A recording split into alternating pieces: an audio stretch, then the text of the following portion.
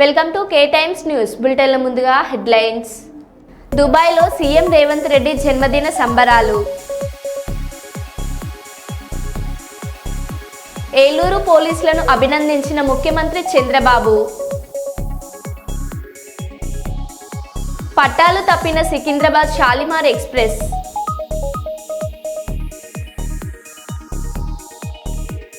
ఇల్లందులో short సర్క్యూట్తో jewellery షాప్లో అగ్ని ప్రమాదం.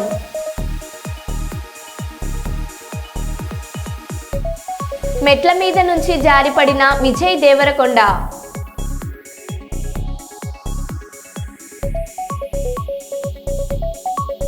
వెయ్యి 75 బస్తాల రేషన్ పట్టివేత. నాదేళ్ల రాకతో అధికారులలో కదలికలు.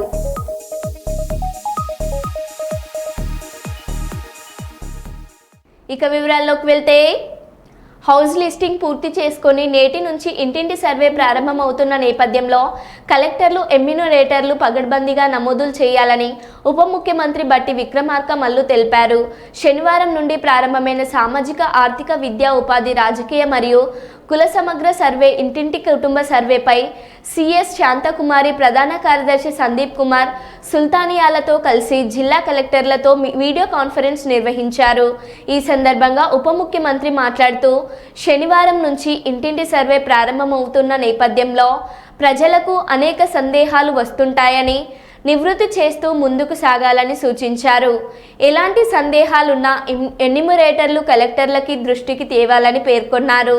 సర్వేపై ప్రజలతో మమేకమైతే సందేహాలు ఏమిటో తెలుస్తామని, తక్షణమే నివృత్తి చేయడానికి చర్యలు చేపట్టాలని తెలిపారు. ప్రజలు ఎలాంటి అపోహలు పడకుండా ఎన్యూమరేటర్లకు సమాచారం ఇవ్వాలని సూచించారు. సర్వే ప్రక్రియలో ప్రజల పట్ల ఎన్యూమరేటర్లు బాధ్యతగా వ్యవహరించాలని సూచించారు.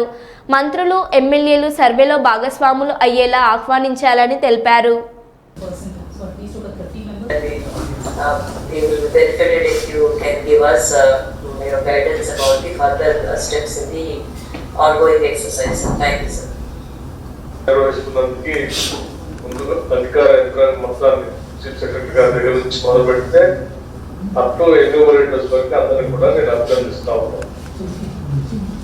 సో ప్లానింగ్ శాఖ చాలా పకడ్బందీగా క్వశ్చన్ తయారు చేసుకోవడం కానీ, ఎన్యూమరేటర్స్ ని రిక్రూట్ చేసే దగ్గర నుంచి, అపాయింట్ చేసే దగ్గర నుంచి కానీ, దాని ఎడ్యుకేషన్ డిపార్ట్మెంట్, మిగతా డిపార్ట్మెంట్ వాటితో కోఆర్డినేట్ చేసుకునే కాన్స్టిట్యూన్సీస్ లో నేను ఎక్కువ సార్లు హౌస్ ఎన్యూమరేషన్ జరిగేటప్పుడు పార్టిసిపేట్ చేయడానికి అవకాశం ఉంటే వాళ్ళు కూడా పార్టిసిపేట్ చేసేటట్టుగా చూడండి. సో ఏ చిన్న అవకాశాన్ని కూడా, పబ్లిసిటీ రావడానికి అవకాశం ఉన్నా ఏ చిన్న అవకాశాన్ని కూడా వదులుకోవద్దని మాత్రం I want to make it request everything to all the collectors. Thank you. Sir, with your permission, sir, we will take feedback. Today, every district collector will please post a message in the collector's group that they have ensured that the right survey form is carried by all the enumerators, and share the form that they are carrying to the collectors, both the form and the confirmation that the right form is in the possession of each of these enumerators before the start of survey today. EB numbers, ప్రతి ఈబీకి enumerator అనేది compulsory ఉండాలి. Train enumerator compulsory ఉండాలి. Each EB should be and house listing should be 100% over except for DWMC, wherever few exceptions కావాల్సి వస్తే అవి చూసుకోవాలి. Now, next point is the EBs where 100% house listing is over. ఈ రోజు survey start చేయాలి. We will assume at least 80 to 90% EBs ఈ రోజు start చేసుకోవచ్చు అనుకుంటున్నాను. So both rural and urban, do not wait for it. ఈ రోజు start చేసుకోండి. And I will also visit a few places. నాకు ఇప్పుడు DLSA ఒకటి ఉంది జడ్జివాళ్ళతో. After that I will come to the field directly. మీరందరూ కూడా ఇప్పుడు టెలికాన్ పెట్టుకోను, సూపర్వైజర్స్కి చెప్పి ask all enumerators to report to the field and start the survey. Now next aspect is వాళ్ళకి డైలీ టార్గెట్ అనేది మినిమం 15 హౌసెస్ పర్ డే అనేది ఇవ్వండి. From what was noticed in pilot వాళ్ళు చేసినప్పుడు వాళ్ళు నోటీస్ చేసింది కూడా 10 హౌసెస్ ఈజీగా చేయగలుగుతున్నారు అనేది వాళ్ళు నోటీస్ చేశారు. పైలట్లో క్రియేట్ చేస్తున్నారు. మీరు నింపి పెట్టండి, మా ఎన్యూమరేటర్ వచ్చి తీసుకెళ్తారని ఎవరో ఫాల్స్ మెసేజెస్ పంపిస్తున్నారు.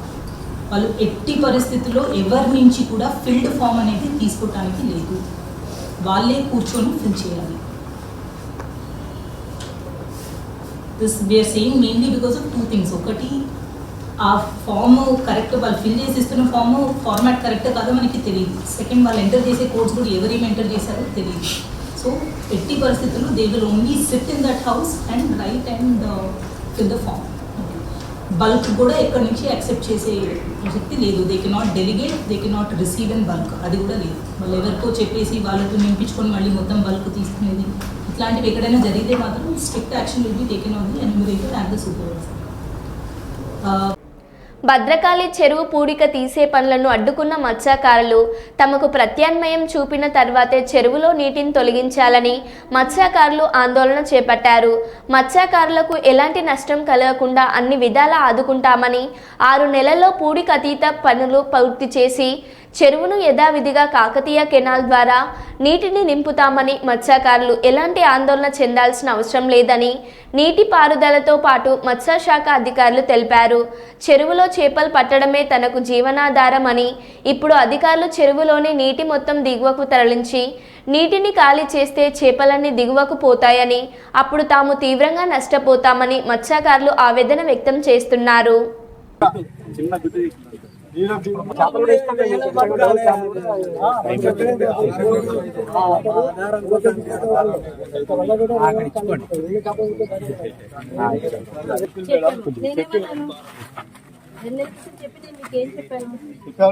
మీరు చెప్పింది కానీ మా సభ్యులు అవుతున్నారు కాదు, ఇంత మొత్తం చెరువు మాకు ఉపాధించగలుగుతాం. సరే ఒక్క నిమిషం ఆగండి, 2 నెలల క్రితం చెప్పాము. ఇప్పుడు ఉన్నది ఇప్పుడు మేము ఉన్న నెంబర్లలో ఒక 15 మంది పడుతుంది ఛాయిస్ లేదు. కణవాళ్ళు వద్దు అంటారు మా వాళ్ళే, అలా మా వాళ్ళే కణవాళ్ళు వద్దు అంటారు. మా పరిస్థితి ఏంటి? మేము ఎడబట్టాలి.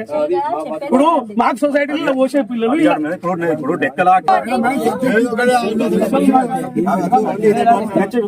తీసేంత వరకు పాలక వర్గం మరి మీరు ఎందుకు చెప్పలేదు? మీ మత్స్యకార సంఘానికి ఆయన అధ్యక్షుడు కానీ మీరు చెప్పారా? మీ బాధ్యత కదా. ఏం బాధ్యత? ఇంతకుముందు 5 సార్లు ఉమ్మడి వరంగల్ జిల్లాకు సెషన్, హన్మకొండ జిల్లాకు చీఫ్ ప్రమోటర్గా ఉన్నాను.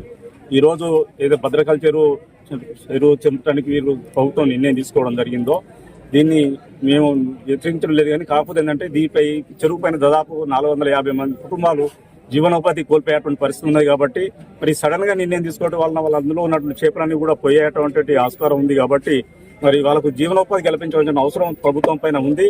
దీన్ని జిల్లా కలెక్టర్ గారు మరి స్థానిక వరంగల్ సంబంధించిన మంత్రులందరూ కూడా చొరవ తీసుకొని ఈ 450 కుటుంబాలను ఆదుకోవడానికి ఆల్టర్నేటివ్ ఏందనేది ఆలోచించాలని నేను మనవి చేస్తున్నాను. అదే రకంగా ఇది వితిన్ పీరియడ్ లో జూన్ వరకు ఇప్పుడు ఇరిగేషన్ గారు కానీ మిగతా డిపార్ట్మెంట్ కూడా రెవెన్యూ డిపార్ట్మెంట్ ఆర్డీ గారు కానీ మేము 6 నెలల్లో కంప్లీట్ పనులు చేస్తానని వాళ్ళు హామీ ఇవ్వడం జరిగింది.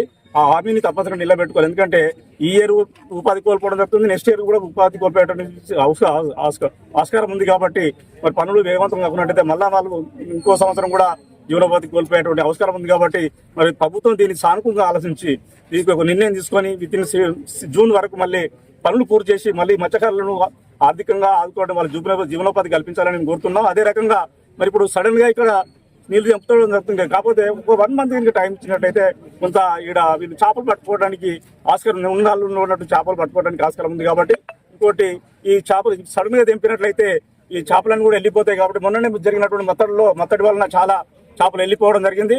ఇక్కడ వీళ్ళే డిపార్ట్మెంట్ వాళ్ళు మరి ప్రభుత్వ పరంగానే వీళ్ళకు జాలీలు ఏర్పాటు చేసి చేపలు పోకుండా వాళ్ళు ఏర్పాటు చేయాలని నేను జిల్లా సంఘం తరఫు నుండి మనవి చేస్తున్నాం.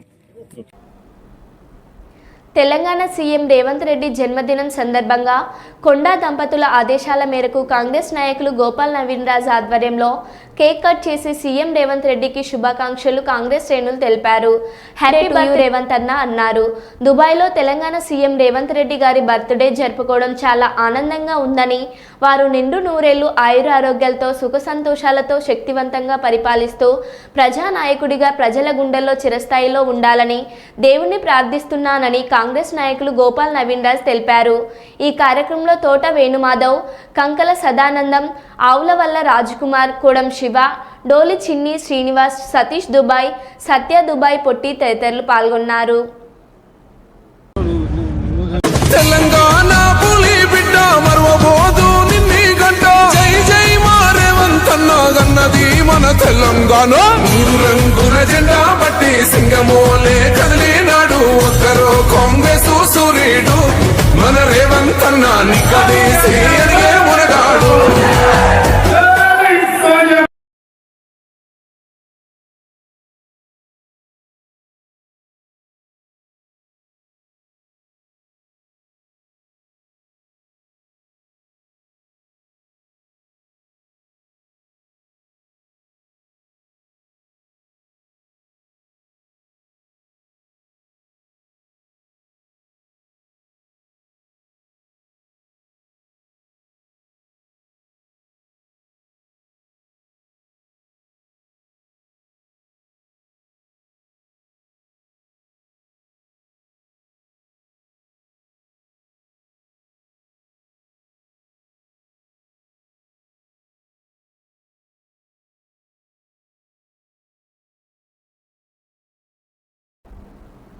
విద్యార్థులకు విద్యార్థి దశ నుండే తెలుగులో ప్రతిభ కనబర్చేందుకు పోతన భాగవత పద్య పఠన పోటీలు ఎంతో ఉపయోగపడతాయని ఏవీవీ కళాశాల ప్రిన్సిపల్ భుజంగారెడ్డి అన్నారు. వరంగల్ నగరంలోని ఏవీవీ కళాశాలలో ఏవీవీ కళాశాల యాజమాన్యం ఆధ్వర్యంలో రానున్న పోతన జయంతిని పురస్కరించుకొని 1 నుండి 10వ తరగతి విద్యార్థులకు పోతన భాగవత పద్య పఠన పోటీలు నిర్వహించారు. 2000 మంది విద్యార్థులు 48 పాఠశాలల నుండి ఈ పోటీలలో పాల్గొన్నారని ఈ నెల 27న జరగనున్న పోతన జయంతి ఉత్సవాలలో ఉత్తమ ప్రతిభ కనబర్చిన విద్యార్థులకు బహుమతులు అందజేస్తామని తెలిపారు.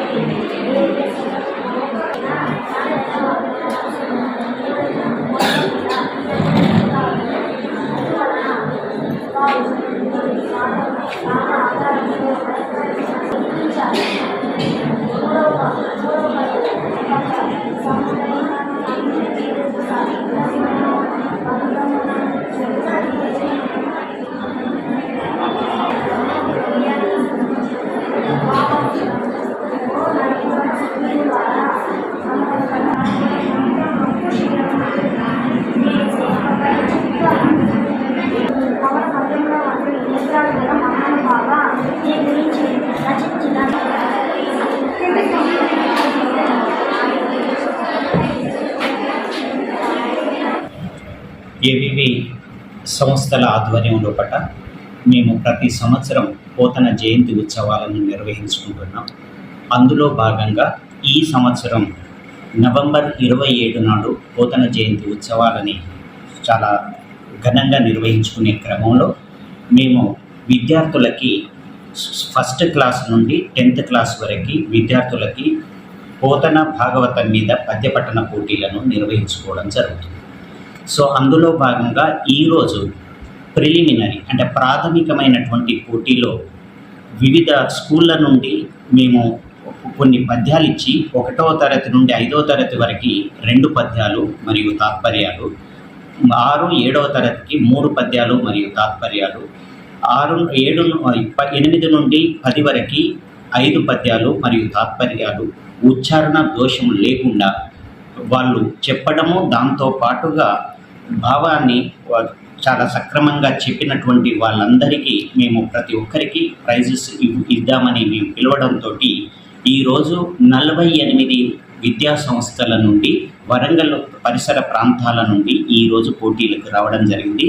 దరిదాపుగా 2000కు దగ్గరలో, అంటే ఇప్పటి వరకే 1880 దాటింది. 2000 వరకు మేము ఎక్స్పెక్ట్ చేసాం. అది కూడా ఫుల్ఫిల్ అవుతుంది. ఈరోజు విద్యార్థులందరూ ఆ పోటీలలో పాల్గొంటున్నారు. పాల్గొన్న ప్రతి విద్యార్థికి మేము సంపూర్ణ రామాయణం మీద ఒక పుస్తకాన్ని ఇవ్వడంతో పాటుగా నెక్స్ట్ ఇందులో నుండి ప్రతి దాంట్లో నుండి 20 మందిని, అంటే 1st to 5th వరకు 20 మందిని, 6th to 7th 20 మందిని, 8th to 10th క్లాస్ వరకు 20 మంది చొప్పున 60 మందిని సెలెక్ట్ చేసి మరి 2వ టెస్ట్ని మేము 26వ తారీఖు రోజు నిర్వహించి అందులో సెలెక్ట్ అయినటువంటి ముగ్గురికి మేము 27వ తారీఖు రోజు ప్రైజెస్ ఇవ్వడం జరుగుతుంది. ఇది మా విద్యా సంస్థలను నుండి నిరంతరం మొదటి నుండి తెలుగుని ప్రోత్సహిస్తూ ఆధ్యాత్మిక జీవనాన్ని పెంపొందించుతూ ఆ భాగవతంలో ఉన్నటువంటి భక్తి తాత్పర్యాన్ని వాళ్ళకు తెలియజేస్తూ విద్యా దశ నుండే దీన్ని నిర్వహిస్తే బాగుంటుంది. తద్వారా జ్ఞానము అలాగే అంతరించిపోతున్న మన సంస్కృతిని నిలిపి తెలుగు జాతి గౌరవాన్ని నెలకొల్పడానికి విద్యార్థి దశ నుండి ఈ కార్యక్రమాన్ని నిర్వహించాలనే సదుద్దేశంతో మా మేనేజ్మెంట్ వారి ప్రోత్సాహంతో ఈ కార్యక్రమాన్ని నిర్వహించడం జరుగుతుంది. రంగారెడ్డి జిల్లా బీజేపీ అధ్యక్షులు శ్రీ బొక్క నరసింహారెడ్డి గారి సూచన మేరకు కందుకూరు మండలంలో బాచుపల్లి గ్రామ పంచాయతీ పరిధిలో గల 6-15 గ్రామకంఠం పొలం అన్యకంఠం కాకుండా శ్రీ బొక్క ఓంరెడ్డి మరియు ముల్లంగి రామరెడ్డి అడ్వకేట్స్ గారితో బాచుపల్లి గ్రామస్తులు కొంతం యుగేందర్ రెడ్డి మరియు అంబేద్కర్ యువజన సంఘం సభ్యులు కందుకూరి శ్రీనివాస్, చోలపల్లి కృష్ణ, దువ్వాసి నరసింహ, ఎగిర్శెట్టి రాజు గౌరవ హైకోర్టులో పబ్లిక్ ఇంట్రెస్ట్ ఇల్లిగేషన్ దాఖలు చేయగా అట్టి విషయంపై గౌరవ హైకోర్టు సంబంధిత అడిషనల్ అడ్వకేట్ జనరల్ గారిని 2 నెలల వ్యవధిలో కౌంటర్ దాఖలు చేయవలసిందిగా ఆదేశించడం జరిగింది.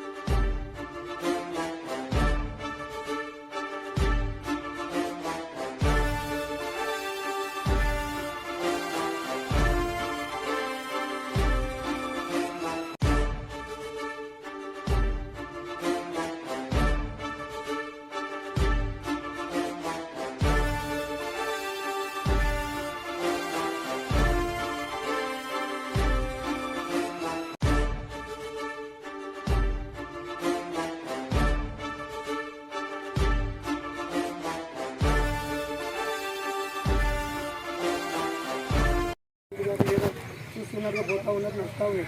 ఇప్పుడు లాస్ట్కి ఇప్పుడు మొన్న ఇల్లు కట్టుకుంటే మేము ఆపేసింది. ఇల్లు కట్టి ఆపేస్తే గొడవ అయింది. మాకు గొడవ అయితే ఈ గొడవ అయితే బాగుండదు. ఉన్న విగ్రహం మా విగ్రహం అయింది. ఒక విగ్రహం మేము కూడా మా దేవుని రక్షించుకుంటే బాగుంటుందని ఆ ఒక విగ్రహాలు అక్కడికి వస్తే ఈ విగ్రహాలు 4-5 ఉన్న విగ్రహాలు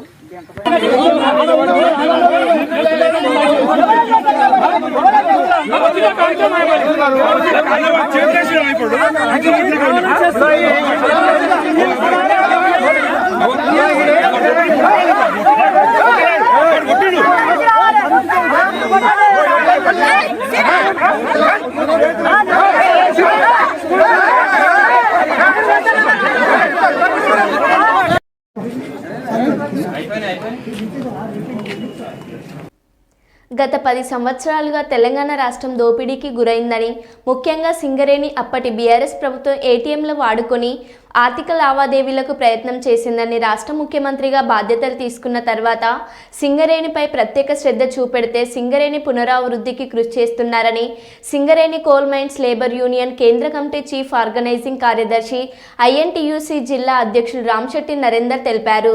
రాష్ట్ర ముఖ్యమంత్రి రేవంత్ రెడ్డి 55వ జన్మదినాన్ని పురస్కరించుకొని శుక్రవారం ఏరియాలోని కేక్ కట్ చేసి ఓసీపీలో నిర్వహించిన జన్మదిన వేడుకలకు ఆయన ముఖ్య అతిథిగా హాజరై కేక్ కట్ చేసి మిఠాయిలు పంచిపెట్టి సంబరాలు నిర్వహించారు. అదేవిధంగా ఏరియాలోని కేకే 5వ గనిపై యూనియన్ కేంద్ర కమిటీ సీనియర్ ఉపాధ్యక్షుడు కాంపల్లి సమ్మయ్య, కాసిపేట 1వ గనిపై యూనియన్ ఏరియా ఉపాధ్యక్షుడు దేవి భూమయ్యల ఆధ్వర్యంలో ముఖ్యమంత్రి రేవంత్ రెడ్డి జన్మదిన వేడుకలు ఘనంగా నిర్వహించారు. ఈ సందర్భంగా కేక్ కట్ చేసి మిఠాయిలు పంచిపెట్టి సంబరాలు నిర్వహించారు. కార్యకర్తలకు అందరికీ కూడా శుభోదయం. ఈ రోజున మన ప్రియతమ ముఖ్యమంత్రి, తెలంగాణ రాష్ట్ర 2వ ముఖ్యమంత్రి శ్రీ రేవంత్ రెడ్డి గారిది 55వ జన్మదిన కార్యక్రమాన్ని మన కేకే ఊసులో ఏర్పాటు చేయడం జరిగింది. మన పెద్దలు ఐఎన్టీసీ సెక్రటరీ జనరల్, తెలంగాణ రాష్ట్ర కనీస వేతన సలహా మండలి చైర్మన్ శ్రీ జనక్ ప్రసాద్ గారు తెలంగాణ సింగరేణి వ్యాప్తంగా అన్ని గనులలో, అన్ని డిపార్ట్మెంట్లలో రేవంత్ రెడ్డి గారి అంటే ప్రభుత్వం వచ్చిన తర్వాత మొట్టమొదటిసారిగా చేస్తున్నటువంటి పుట్టినరోజు కార్యక్రమాన్ని అంగరంగ వైభవంగా అన్ని గనులలో సింగరేణి వ్యాప్తంగా చేయాలని వారు ఆదేశించడం జరిగింది. మరి ఆదేశాలని పాటిస్తూ ఇవాళ మన్నమరి ఏరియాలో కూడా అన్ని గను డిపార్ట్మెంట్లలో ఈ కార్యక్రమాన్ని చేస్తూ ఇవాళ కేకేఓసి మన కార్మికుల సమక్షంలో మన మిత్రుల సమక్షంలో ఈ కార్యక్రమాన్ని ఏర్పాటు చేయడం జరిగింది. మిత్రులారా, రేవంత్ రెడ్డి గారు 2021లోనే పిసిసి అధ్యక్షుడిగా బాధ్యతలు తీసుకున్న తర్వాత ఈ రాష్ట్రంలో కాంగ్రెస్ పార్టీ ఒక ఊపు తీసుకొచ్చి తెలంగాణ రాష్ట్రంలో టీఆర్ఎస్ ప్రభుత్వం చేస్తున్న ఆగడాలని, వారి యొక్క దౌర్జన్యాలని, వారి దొంగ పనులను ఎండగడుతూ ప్రజల్లో చైతన్యం తీసుకొచ్చి తెలంగాణ రాష్ట్రంలో కాంగ్రెస్ పార్టీని అధికారం తీసుకోవడానికి ప్రముఖ భూమిక వహించనే మాట వాస్తవం. మిత్రులారా, వారు అధికారంలోకి వచ్చిన తర్వాత గతంలో చేసిన 10 సంవత్సరాల్లో పాలన చేసిన ధ్వంసాన్ని ఒకసారి మనం గుర్తు చేసుకుంటే 10 సంవత్సరాల్లో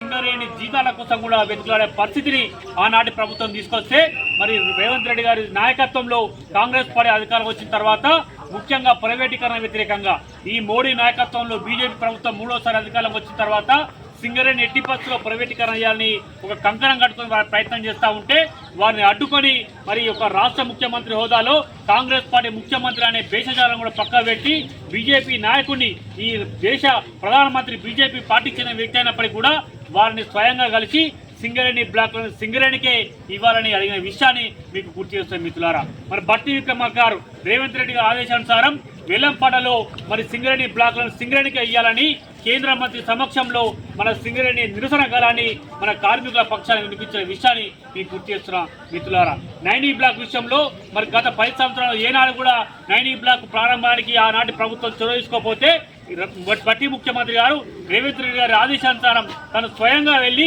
అక్కడ ముఖ్యమంత్రిని కలిసి ఒడిశా ముఖ్యమంత్రిని కలిసి 9E బ్లాక్ ప్రారంభానికి మరి ఆజ్యం పోసిన విషయాన్ని కూడా మీకు గుర్తు చేస్తాం. మిత్రులారా, ₹1 కోట్ల ప్రమాద బీమా కావచ్చు, ఇవాళ సింగరేణిలో మరి ఒక మీటింగ్ సమావేశాన్ని పెట్టి సింగరేణి స్థితిగతుల మీద మరి పెద్ద ఎత్తున భోజన కార్యక్రమం పెట్టి సింగరేణి విషయాలను చెప్పడం కావచ్చు, 35-40 సంవత్సరాలకు డిపెండెంట్ ఉద్యోగుల వయసును పెంచడం కావచ్చు, రామగుండంలో సూపర్ స్పెషల్ హాస్పిటల్ను తీసుకోవడం కావచ్చు, ఇలా అనేక రకాలుగా సింగరేణి కొంత అహర్మిషలు మరి ఆలోచించినటువంటి రేవంత్ రెడ్డి గారిని మరి ఒకసారి మనం గుర్తు చేసుకొని వారి పుట్టినరోజు చేయాలని ఒక సంకల్పంతో ఇవాళ మీ ముందు రావడం జరిగింది. గుర్తులారా, మరి పెద్దలు మీ అందరి నాయకత్వంలో మీ అందరి సమక్షంలో రేవంత్ రెడ్డి గారి పుట్టినరోజు కార్యక్రమాన్ని ఘనంగా చేద్దామని ఆశిస్తూ ఈ అవకాశం అందరికీ ధన్యవాదాలు. భద్రాద్రి కొత్తగూడెం జిల్లా ఇల్లందు పట్టణం అంబజార్లోని పూజా జ్యువెలరీ షాప్లో తెల్లవారుజామున ఒక్కసారిగా మంటలు చెలరేగి అగ్ని ప్రమాదం చోటు చేసుకుంది. సమాచారంతో యజమాని స్థానికులు అగ్నిమాపక సిబ్బంది వాహనంతో అక్కడికి చేరుకొని మంటలను అదుపులోకి తీసుకువచ్చారు. కాగా ప్రమాదం జరిగిన వెంటనే మంటలను అదుపులోకి తీసుకురావడంతో సీసీ కెమెరాలు, టీవీతో పాటు కొంత ఫర్నిచర్ దగ్ధం కావడంతో సుమారు 1.5 లక్షల మేర ఆస్తి నష్టం జరిగినట్టు అగ్నిమాపక శాఖ అంచనా వేయగా ఆభరణాలకు ఎటువంటి అగ్ని ప్రమాదం చోటు చేసుకోకపోవడంతో మరింత ఆస్తి నష్టం జరగకుండా పెను ప్రమాదం తప్పింది. టీవీ, సీసీ కెమెరాల కనెక్షన్ల నుంచి వచ్చిన షార్ట్ సర్క్యూట్ వల్లనే ప్రమాదం జరిగినట్టు బాధితులు తెలిపారు.